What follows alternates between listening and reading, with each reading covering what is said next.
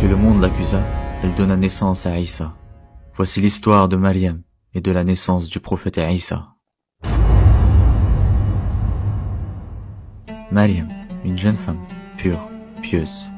Depuis l'enfance, elle vivait retirée dans la prière. Un jour, alors qu'elle s'était isolée dans un endroit tranquille, un homme étrange apparut devant elle. Il semblait humain. Mais Maryam ressentit qu'il portait autre chose. Une lumière qu'on ne voit pas, mais qu'on sent. Effrayée, elle dit « Je cherche au refuge auprès du miséricordieux. » Mais l'homme répondit calmement « Je suis le messager de ton Seigneur. Je suis venu te donner un enfant pur. » Cet homme n'était autre que l'ange Djibril, venu à elle sous forme humaine. Maryam fut saisie. « Comment pourrais-je avoir un enfant, alors qu'aucun homme ne m'a jamais touché ?» Et Djibril répondit « C'est un décret de ton Seigneur. C'est facile pour lui, il l'a voulu ainsi. Cet enfant sera un signe pour l'humanité, une miséricorde. » Et ainsi, par la seule volonté d'Allah, Maryam devint enceinte. Sans contact, sans faute, mais avec un miracle dans le ventre.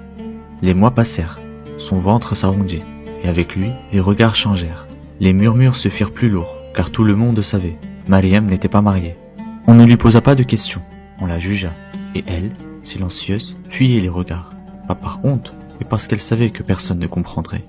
Alors quand l'épreuve devint trop lourde, elle se retira, loin, dans un désert sec, isolé.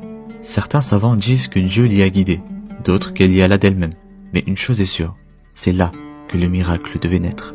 Sous un palmier, fatiguée, épuisée, seule face au monde, elle s'effondra et dit « Si seulement j'étais morte avant cela. » Ce n'était pas un rejet de la vie, mais un cri de solitude, un cri face au poids du regard. Elle avait porté ce miracle seule, et maintenant, elle allait devoir l'expliquer à des cœurs fermés. Mais Dieu ne l'avait pas abandonnée. Et une voix descendit dans son cœur. « Ne t'attriste pas, un ruisseau coule à tes pieds. Secoue le tronc du palmier et il laissera tomber des dattes fraîches. Mange, bois, apaise-toi. Et si on t'interroge, dis que tu jeûnes en silence pour Dieu. » Et c'est là, dans ce désert oublié des hommes, que Isa, dit Jésus, vint au monde. Pas dans une maison, pas dans un palais, mais dans le silence du sable et sous le regard du ciel. Puis elle prit son enfant dans les bras et revint. En la voyant, les gens furent choqués. Certains disaient « Est-ce vraiment elle ?» D'autres murmuraient « Comment une femme pieuse, célibataire, peut-elle avoir un enfant ?» Et quand elle entra dans la ville, les regards se firent tranchants, les voix l'entourèrent. « Oh Maryam, tu viens d'une famille droite, qu'as-tu fait ?» Mais elle ne répondit pas, elle montra simplement l'enfant du doigt. Et là, le silence fut traversé par une voix. Une voix qui ne venait pas de Maryam, mais du nouveau-né. « Je suis le serviteur de Dieu, il m'a donné le livre, il m'a fait prophète, et il m'a béni où que je sois. » Ce jour-là, ce n'est pas Maryam qui répondit, c'est un nouveau-né, et son cri n'était pas un pleur,